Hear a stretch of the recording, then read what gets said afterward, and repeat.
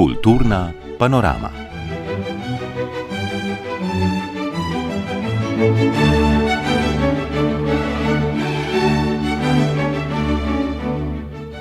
Dobar dan, spoštovani poslušalci, cenjene poslušalke. Pregled kulturnih dogodkov bomo tokrat začeli v Mariboru, kjer so podelili Glazerjeve nagrade. V Škofjo Loko se po dolgem času vrača škofjeloški pasijon, v Slovenj Gradcu pa razstavlja Oto Rimele. V Kurni je na ogled skupinska razstava Parabole zla, na Fabuli je gostoval češki pisatelj Marek Torčik, otrokom pa je spet namenjen festival Bobri. A preden začnemo, takole je današnji dan napovedal urednik pri Mladinski knjigi Andrej Ilc. Danes je dan predvolilnega molka, se pravi, da danes politika moči, govori pa ena druga stvar, ki se tudi imenuje na P, to je poezija. Danes je namreč svetovni dan poezije. Društvo slovenskih pisateljev je ob tej priložnosti objavilo poslanico z naslovom Poezija je nuja. Miha Mavrič v njej med drugim razmišlja. Poezija razgalja resničnost v njeni neudobni in pogosto protislovni neizprostnosti. Je prostor razpok in trenja, v katerem se razkrivajo tiste plasti sveta, ki jih vsakdanji jezik preglasi ali potisne na rob. V tem prostoru se beseda ne izčrpa v svoji funkciji, ni zgolj orodje za oblikovanje sveta, ampak se vzpostavi kot dogodek, v katerem se pomen zgosti, razpre in kjer se zgodi nekaj bistvenega, odločilnega, premik v zaznavi, razpoka v ustaljenem redu, zmožnost, da ozremo drugače. Ta dogodek je obenem estetski in spoznavni, saj preizprašuje same pogoje našega razumevanja. Poezija je usodna, ker posega v samo jedro našega doživljanja sveta. Spreminja tistega, ki jo piše, in tistega, ki jo bere, preoblikuje našo občutljivost, zmožnost mišljenja in odnos do resničnosti. Na vztrajen in nevsiljiv način, kot tok, ki počasi, a nezadržno preoblikuje pokrajino. Danes pa je tudi svetovni dan lutk. Režiser Tim Grabnar je v svoji poslanici med drugim zapisal: Lutkovno gledališče ima znotraj sesuvajočega se družbenega konteksta še toliko večji potencial. Ko se zastor dvigne, so na odru pred nami nepremično razpostavljeni predmeti. Negibna telesa ležijo, kot da bi bila zamrznjena v času. Potem pridejo animatorji in z gibanjem ustvarijo iluzijo življenja. Aktivirajo domišljijo gledalk in gledalcev. Namigujejo nam, da se za tem, kar vidimo, skriva nekaj večjega, nekaj lepšega in boljšega, nekaj, kar je razumu težko dosegljivo. Z animacijo prebudijo silovito moč človeške domišljije. Moč, ki lahko premika meje, ruši zidove in gradi mostove. Domišljija je tista, ki lahko ustvari boljši svet.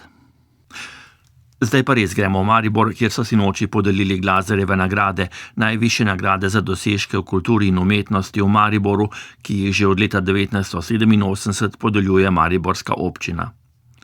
Glazerjevo listino za dosežke v zadnjih 2 letih sta prijela gledališki in filmski ustvarjalec in glasbenik Jure Ivanušič za album Brezmejna in druge umetniške projekte in pisatelj Tomo Podstenšek za roman Malo drugače in zbirko kratkih zgodb Sprehod z neznanko. Glazerjevo priznanje so za razvoj ljudkovne umetnosti v Mariboru in njeno prepoznavnost širše v Sloveniji in mednarodnem prostoru izločili ljudkarici Katarini Klančnik-Kocutar.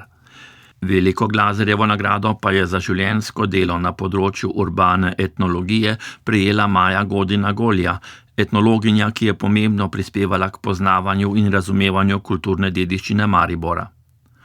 Z veliko Glazerjevo nagrajenko se je pogovarjala Brigita Mohorič. Dobitnica Glazerjeve nagrade za življenjsko delo na področju urbane etnologije, doktorica Maja Godina-Golja, je z dolgoletnimi raziskavami Maribora pomembno prispevala k poznavanju in razumevanju kulturne dediščine mesta.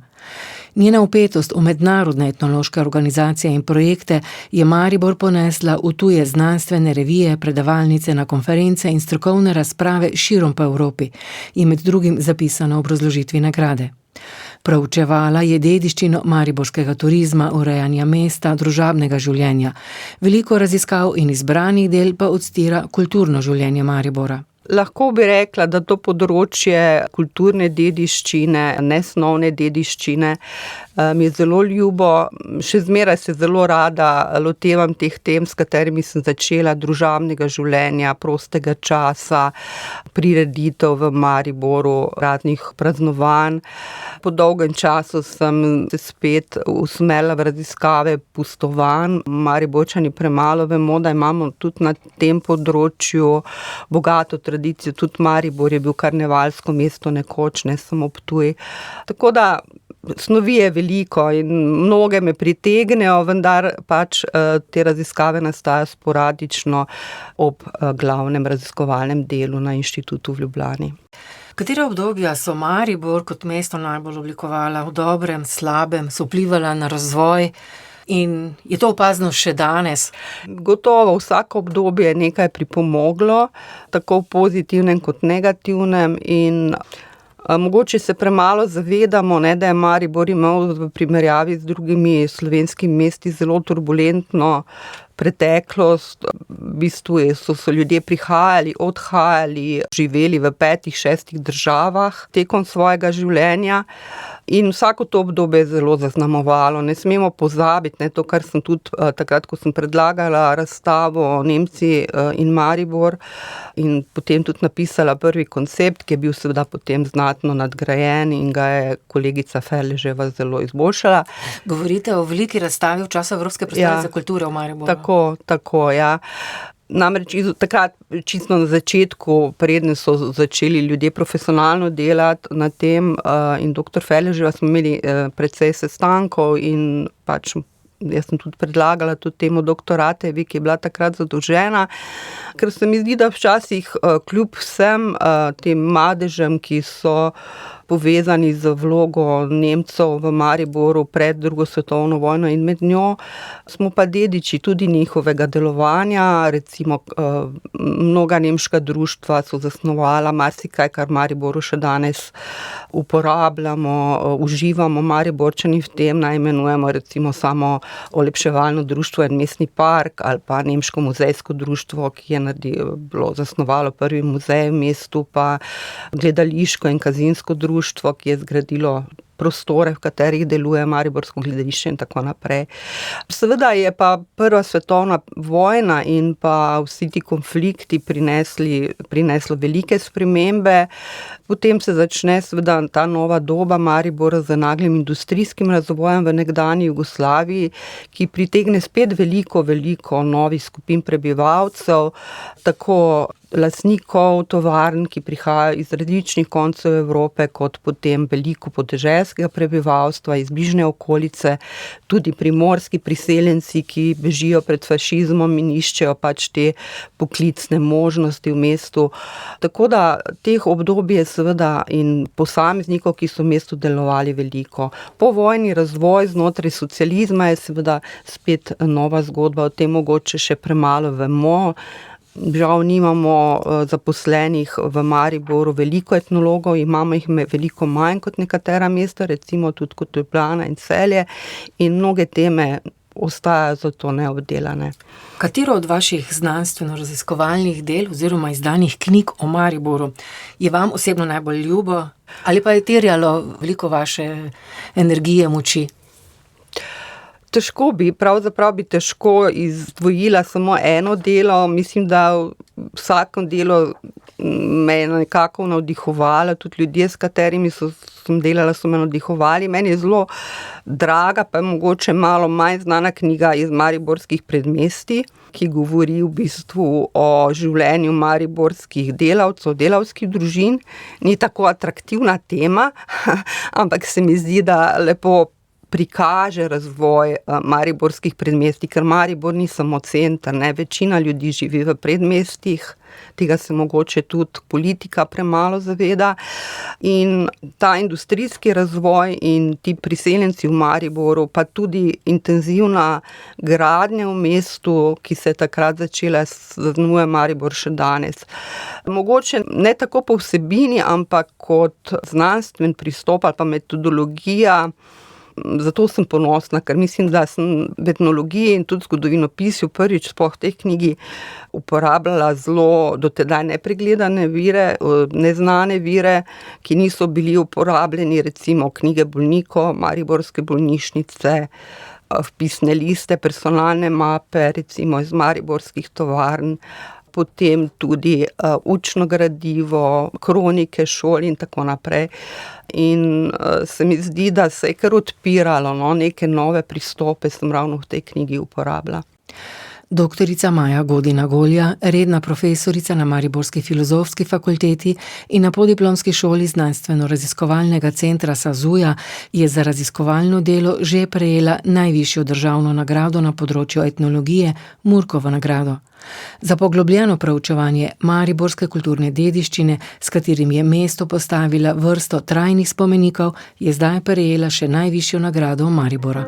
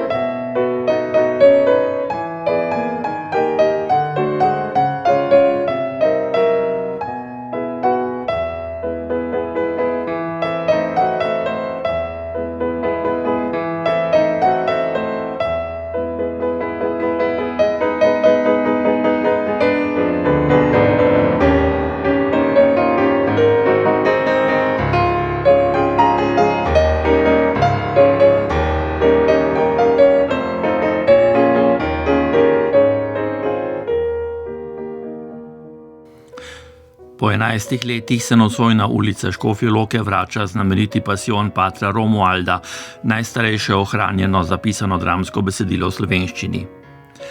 Večerna premiera s približno 1200 nastopajočimi bo prva uprizoritev, odkar je škofjeloški pasijon del UNESCO-ve dediščine.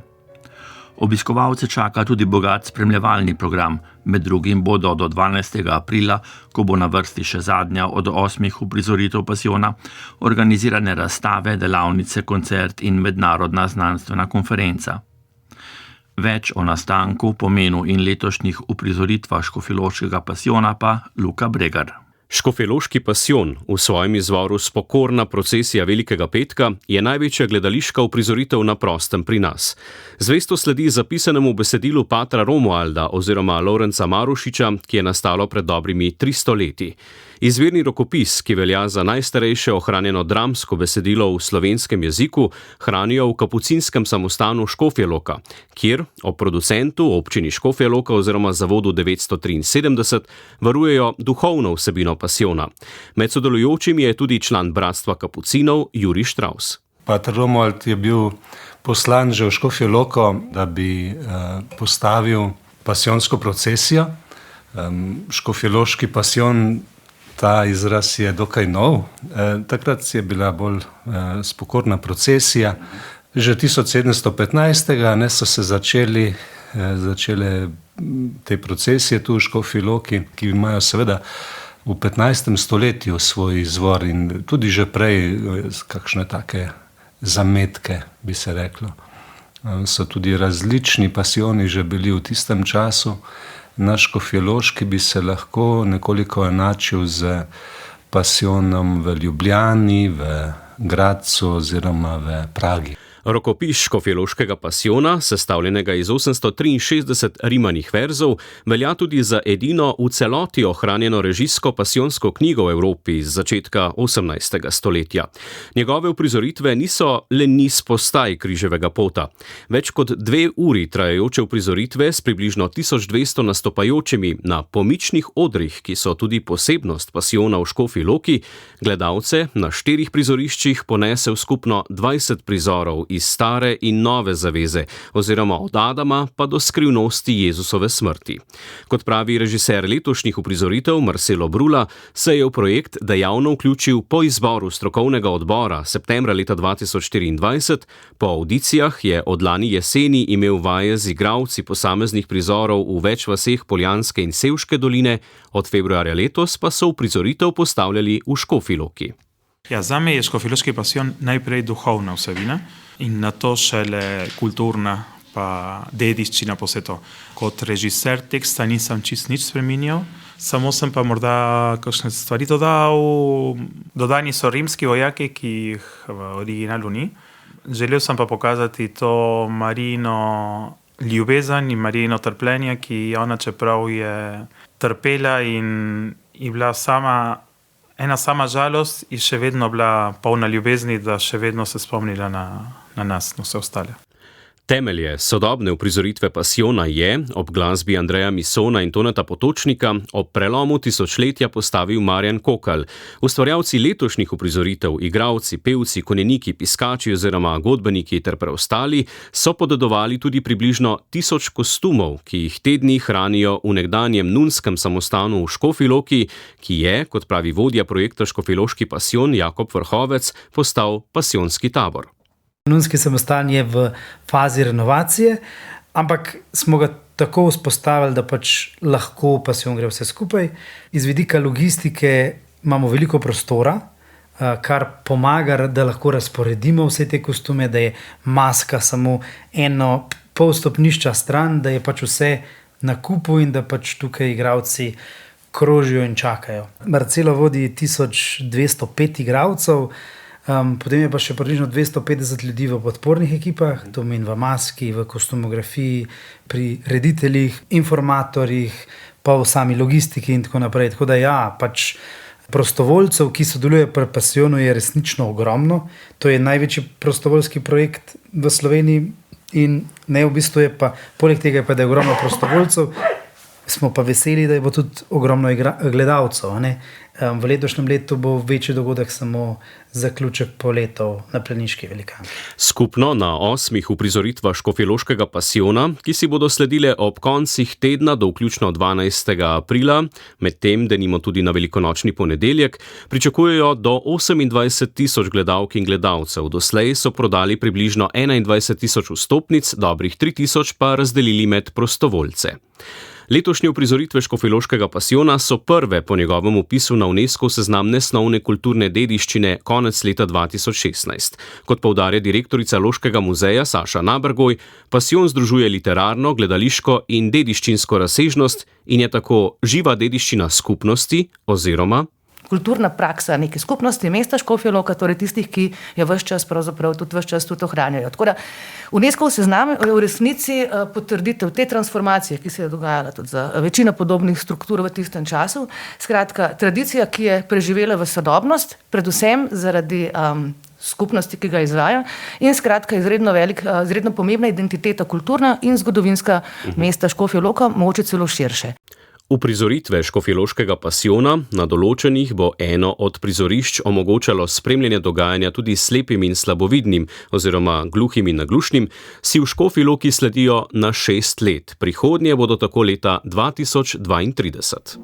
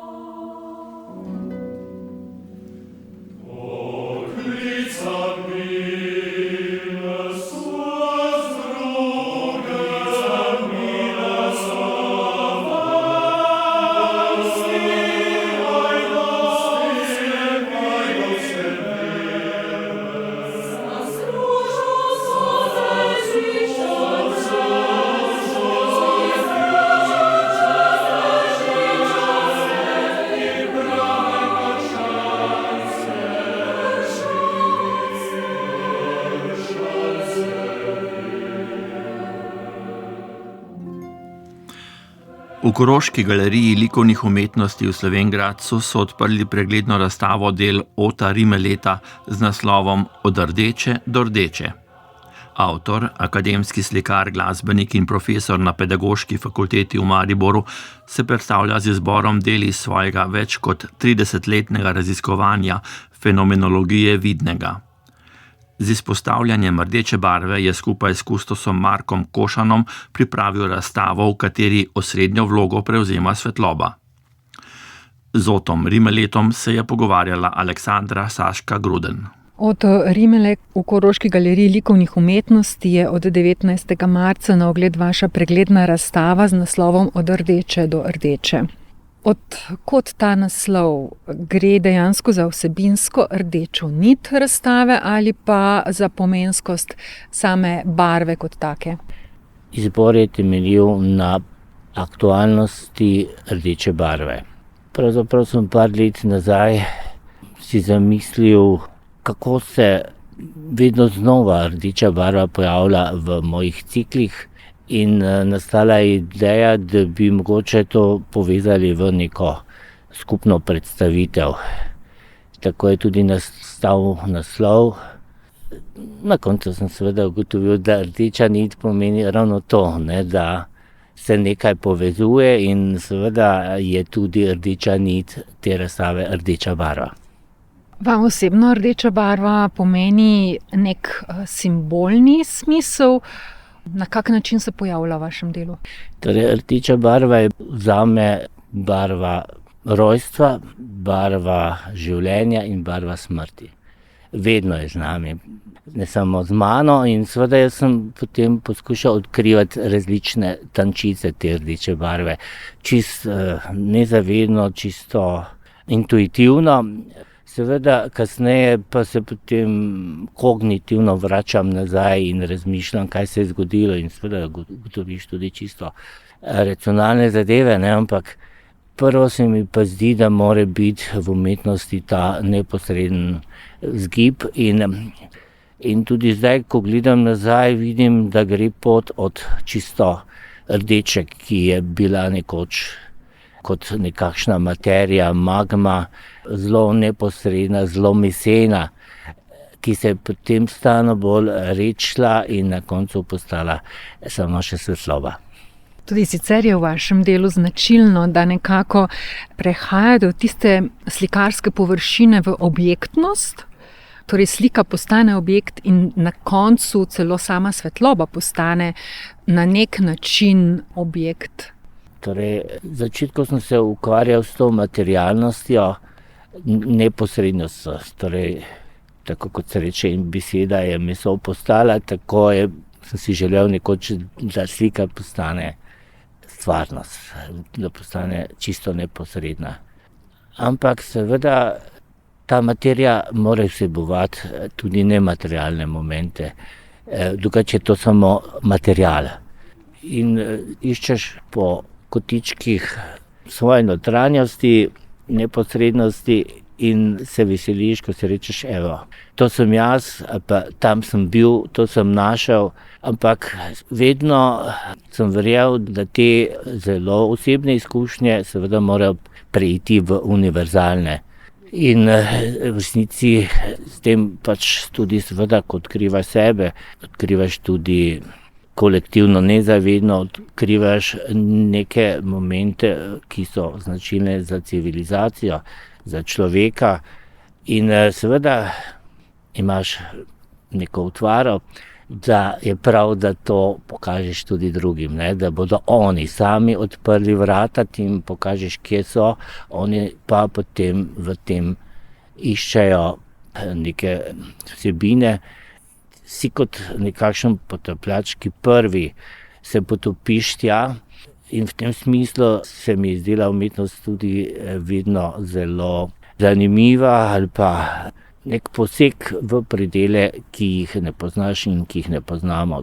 To se mi zdi tudi osnovni smisel umetnosti, da človeštvo kaže na tisto, kar še človek ni prej vedel, poznal, občutil, in na ta način širi pravzaprav naše zavest v samem sebi. In preko materije potem mi je bilo zelo pomembno, da se ta spreminja, da postane stalno bolj nematerialna.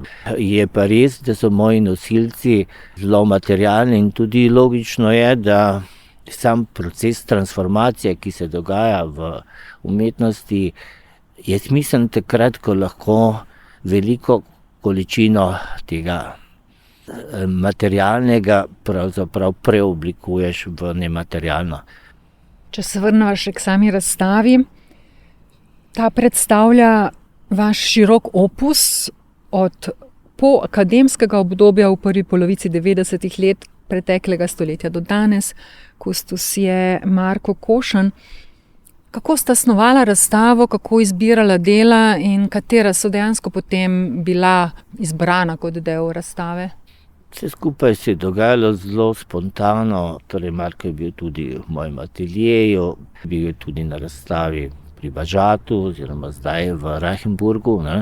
Torej gre zdaj za ta sodobnejši prostor v Koroški galeriji likovnih umetnosti v Slovenj Gradcu, ki ima izrazito prisotnost svetlobe.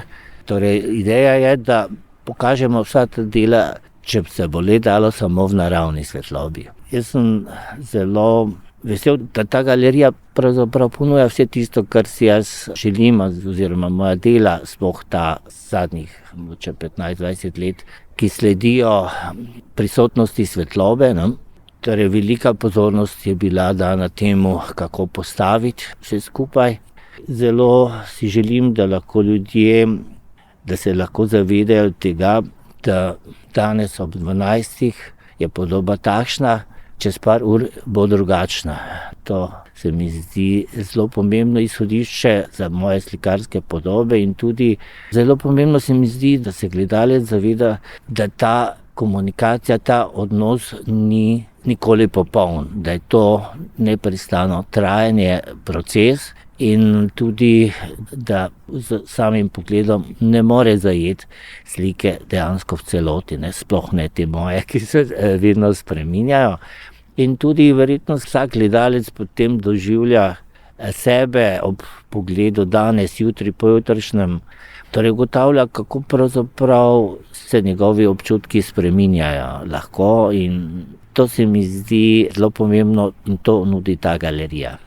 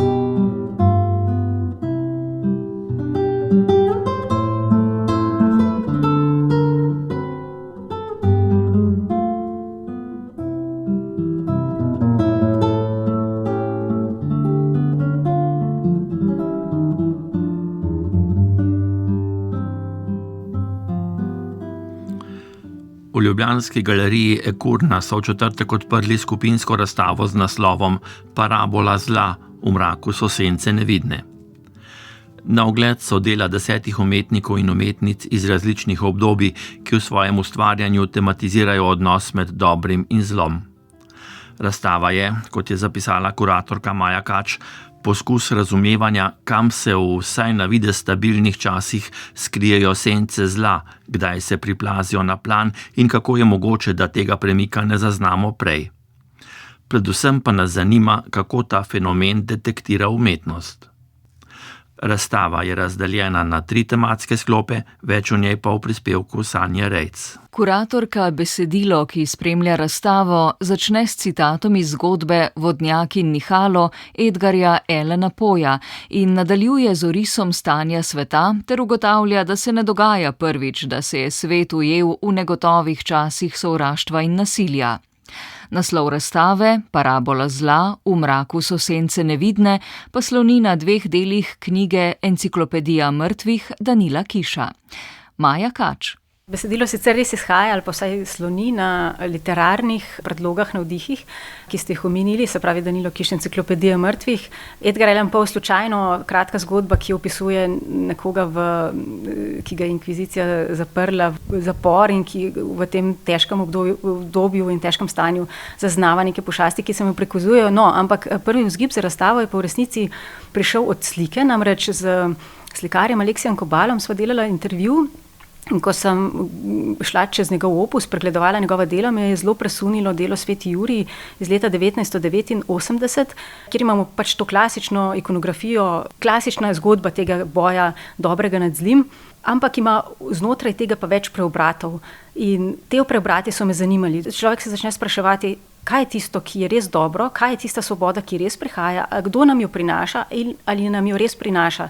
Se pravi, 2 stvari ste me v tistem hipu začeli zanimati. Na eni strani sem prepoznala odsev tega sveta v tej sliki in ne samo seveda tej sliki, ampak tako prepoznala sem to, kar se nam zadnje obdobje zdi, da se na neki točki rušijo vrednote, v kateri smo verjeli in se sprašuješ, pa so res stale te vrednote ali so se nam zdele, ali so v bistvu bile neka iluzija, za katero smo mislili, da tam je, v resnici pa nikoli ni zares veljala.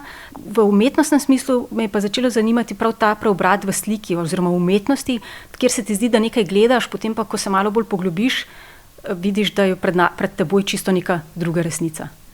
Omenjena slika Sveti Jurij je svojevrsten komentar razkroja Jugoslavije. O času, v katerem je nastala, avtor Aleksij Kobal.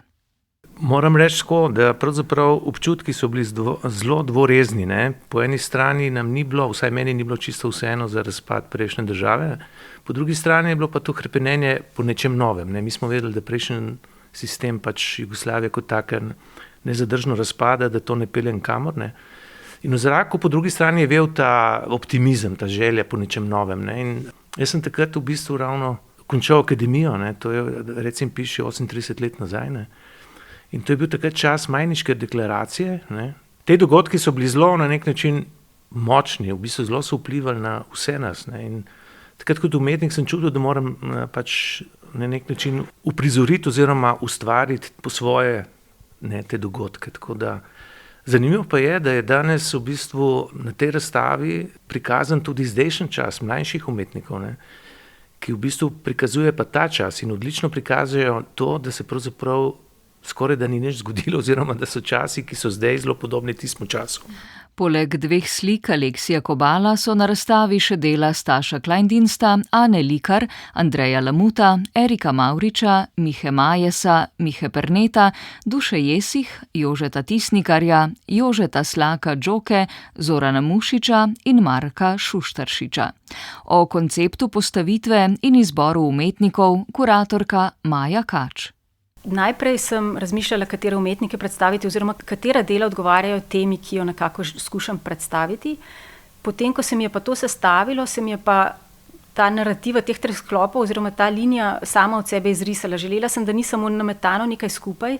Poleg tega se mi je zdelo, da je mogoče majčkeno nejasno, če bo vse sobivalo skupaj ravno v tej dilemi. Kdo je zlo, kdo je dobro, ravno da razmišljamo, kaj mi ta slika prikazuje, ali je zdaj to neka dobra stvar ali neka slaba stvar, in zato sem razdelila v neke sklope, da nam je popolnoma jasno, pač ta nejasnost v bistvu, da kako se zlo nekako potihoma lahko prikrade tudi med najboljše ljudi, najbolj dobro misleče ljudi, kako nas neka slabo stanje ali mora biti strah, mogoče pa tega, da imamo vsega preveč, pa ratamo brezbrižni, hitro pustimo možnosti, da se nekaj prikrade, da se nekaj z nami manipulira, ne da bi se tega zavedali, in kako hitro se potem zgodi, da tega sploh ne zaznamo, da to pride med nas in to veliko teže nekako detektiramo in izločimo. Med avtorji mlajše generacije je tudi Miha Majes, ki črno-beli odnos dobrega in zla na sliki Heliocentrična teorija upodablja izrazito barvito.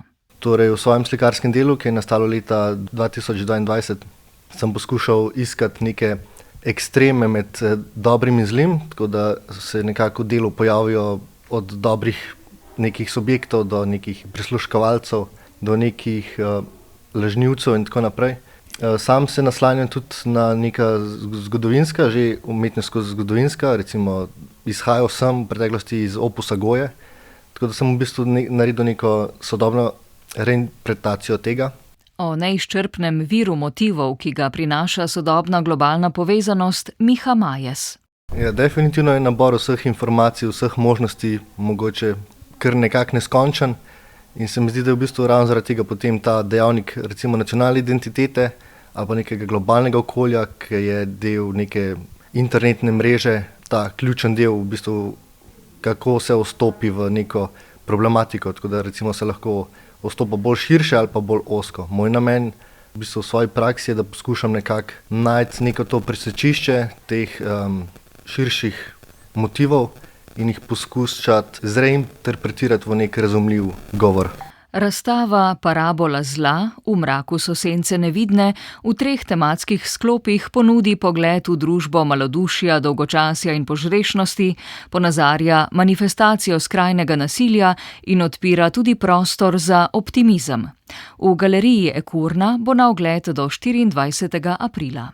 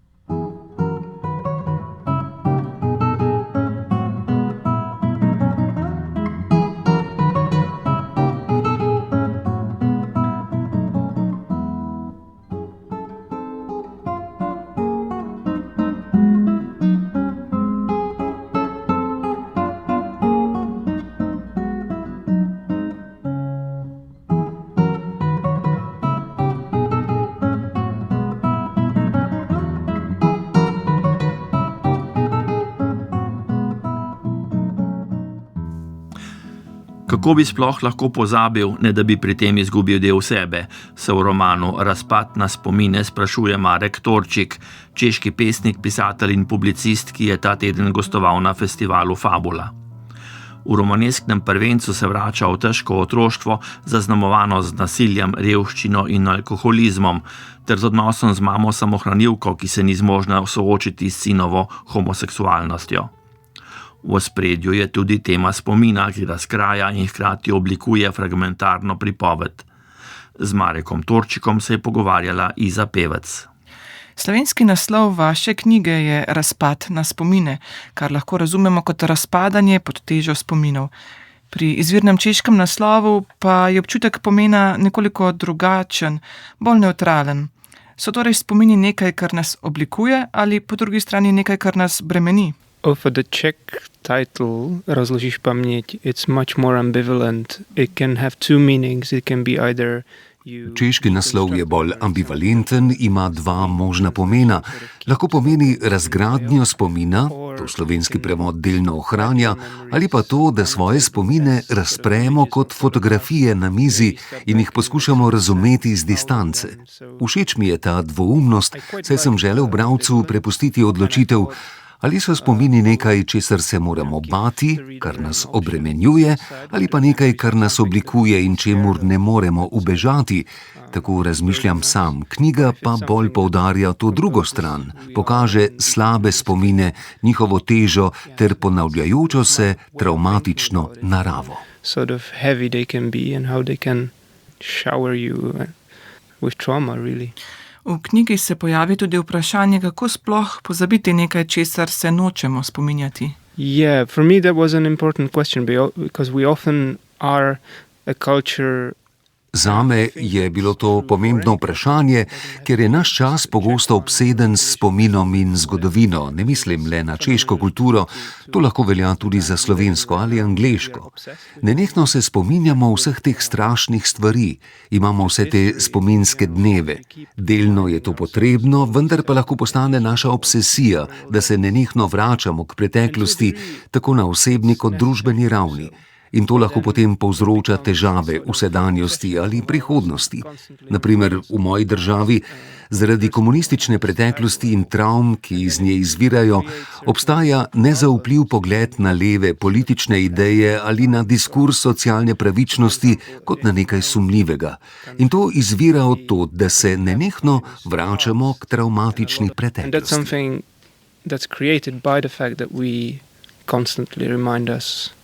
Ourselves of the traumatic past. Vaš roman govori o težkem otroštvu, hkrati pa tudi o samem spominu, in to se odraža v fragmentarni strukturi. Kako ste jo zasnovali? Prebrala sem, da ste precej raziskovali tudi sam spomin. Yeah, I did, but then fundamentally decided not to use it that much because Res sem raziskoval spomin, vendar sem se na koncu odločil, da tega ne bom preveč neposredno vnašal v besedilo, ker sem želel, da roman ostane berljiv. Zame je bila ključna ideja francoskega antropologa Marka Augeja, ki spomin primerja z obalo, ki jo nenehno preplavlja voda.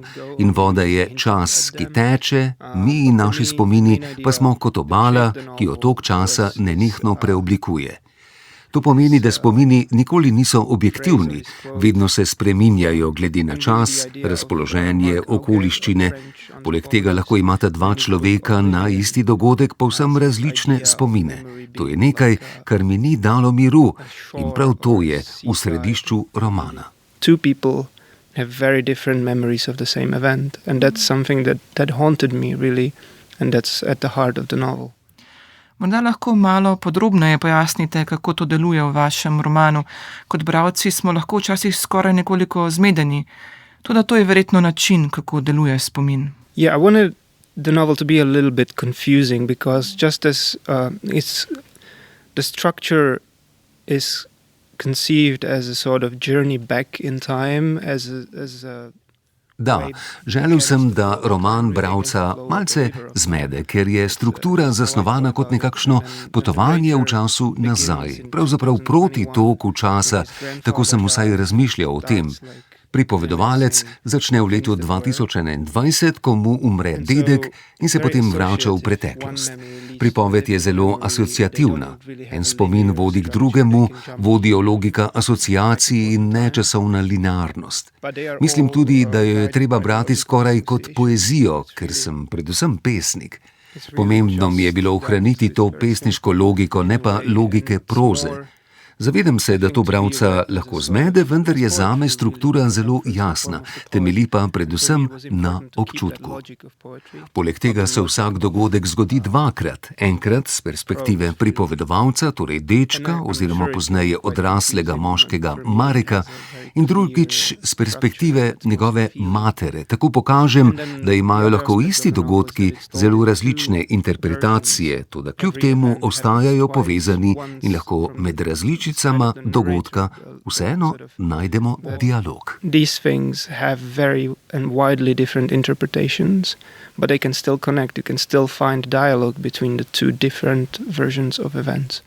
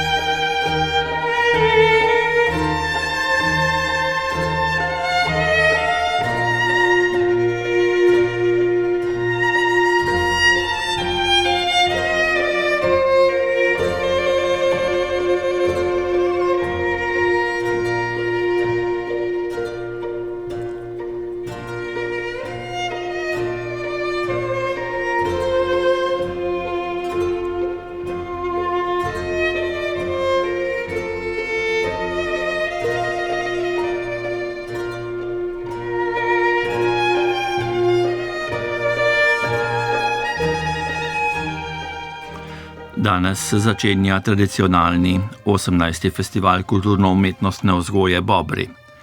Do 4. aprila se bodo v več mestih po Sloveniji zvrstile različne predstave, delavnice in drugi dogodki za otroke, mladino in družine. Povpraševanje po kulturnih dogodkih in umetniških vsebinah za mlajše iz leta v leto raste. Tudi letos je bila večina dogodkov razprodanih že v prvih 10 minutah po zagonu spletne platforme za rezervacijo vstopnic. Več v prispevku Lane Furlan. V 15 festivalskih dneh se bo zvrstilo približno 200 dogodkov, od ustvarjalnih delavnic do gledaliških, literarnih, glasbenih, plesnih in filmskih prireditev. Zanimanje za kulturo se med otroki in mladimi ne zmanjšuje, pravzaprav ravno nasprotno, pove Barbara Zonta, vodja programa festivala Bobri. V 10 minutah, lahko se rečem, je šlo skoraj 2000 vstopnic. Večinoma so dogodki razprodani. In res je tudi, da imamo omejitev, da ena družina lahko dobi samo za 2 dogodka, zaradi tega, da je res dostopno čim večjim, čim različnim in da poskušamo in se trudimo, vsako leto nadgrajujemo, da bi v bistvu čim več različnih imeli dostop, da bi prišli na dogodke. In se mi zdi, da nam počasi kar uspeva. Vsi dogodki v sklopu festivala so namreč brezplačni. Letos pa je brezplačen tudi prevoz do različnih prizorišč v prestolnici. Mateja Demšič iz oddelka za kulturo iz Mestne občine Ljubljana. Bobri so vsako leto bolj zeleni, bobri tudi pešačijo, vendar letos imajo mladi bobri, njihove družine, možnost z kresničko Ljubljanskega potniškega prometa in za QR kodo, da namesto v avto sedejo na mestni avtobus in se v času trajanja festivala brezplačno odpeljejo do lokacij.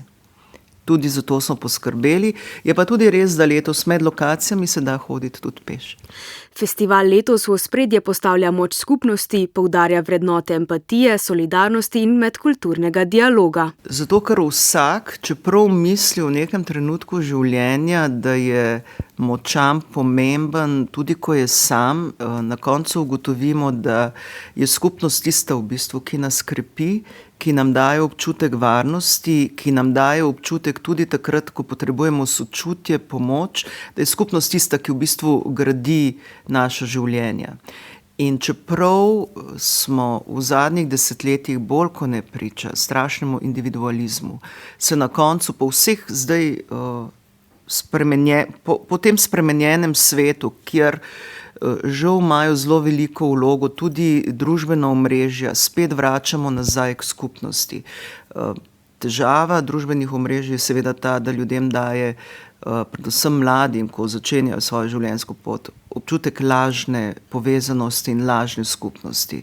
Naš svet je vendar realen in ko stopimo iz svoje sobe, hiše, stanovanja, takrat je merilo, koliko prijateljev imamo, s kom se lahko pogovorimo, koga lahko tudi prosimo za pomoč. Kdo gre samo z nami na sladoled ali v kino ali kamorkoli pohajati. To je v bistvu skupnost in Bobri delajo prav to. Tako kot Bobri znajo graditi jez, tako ti naši Bobri, tako naše sodelavke, ki Bobre vsebinsko pripravljajo, kot Bobri sami gradijo to skupnost, kot Bobri gradijo jez. Letošnji že 18. festival Bobri pa ima še nekaj novosti. Barbara Zonta, vodja programa festivala Bobri. Letosna nadgradnja festivala je to, da smo šli tudi izven. Partnerja že od nekdaj je občina Sežana in pa občina Domžale, kulturni dom Franca Bernika. To so že kar ustaljeni partnerji. Letos smo se pa razširili še na druge občine, in sicer občina Dobrova Polhogradec, občina Grosuplje, občina Medvode, občina Ig, v bistvu, da najprej z njihovimi vsebinami jih vključimo v naš program. Nekateri so tudi naredili dodatne vsebine v času festivala in si skozi čas želimo tudi v bistvu dodati, da zajamemo celo ljubljansko urbano regijo. Program pa ni namenjen le otrokom. Tokrat so na festivalu dogodki, ki so primerni tudi za najstnike. Naša želja je, da v bistvu majčkeno nadgradimo program tudi tako, da lahko pridejo, da je dostopnost tudi starejšim, da tudi njim spodbujamo, ker mladi, v bistvu majhni otroci, ki so jih starši vozimo in jih z veseljem pripeljemo, uživamo v tem, potem pa pride ena manjša luknja, ki v bistvu otroci pač nimajo več toliko zanimanja in si glih s tem smo dodali vsebine in si želimo, da v bistvu tudi malo starejši, to so devetošolci in plus naprej, srednjošolci, pridejo in si ogledajo odlične predstave. Letos smo se povezali tudi z ŠVG Googlom, ki imajo 2 premieri. In sicer ena je Neulovljivo telo in pa Opera za 3 groše, to zelo priporočam, da pridejo, mislim, da se za mlade, da si pridejo ogledati. V gledališki predstavi Opera za 3 groše igra tudi Kaja Cajnar, dijakinja 3. letnika Srednje vzgojiteljske šole Gimnazije in umetniške gimnazije Ljubljana, ki poudarja pomen tega, da tudi mladi predstavljajo svoje umetniško udejstvovanje vrstnikom. Kultura je v bistvu zelo pomembna. Kultura je meni ena najpomembnejših stvari. Čeprav veliko se govori, da v kulturi zelo hitro ne najdeš službe, nisi stabilen v življenju, ampak še vseeno se mi zdi, da je to ena najpomembnejših stvari, ki jih moramo imeti v življenju. In se mi zdi pomembno, da se to v bistvu na mlade prenaša. To zavedanje, kako pomembna je kultura in kaj nam pomeni. Tudi, naprimer, zdaj jaz opazim, da se vse manj ljudi želi umetnostjo udejstvovati in ustvarjati in dati malo pozornosti kulturi. V bistvu zelo manj ljudi hodi v gledališča, film umira, nihče več ne hodi v kino, ker imamo v bistvu vse na dosegu roke, vse imamo doma. Ampak je tudi pomembno pač, da mladi vidijo, da imaš nekaj pred sabo in da uživaš umetnost v živo. Ja, in ravno Festival Bobri je izobraževalna platforma, ki otrokom in mladim pomaga razvijati kulturno pismenost, občutek za umetnost in ustvarjati posebne spomine.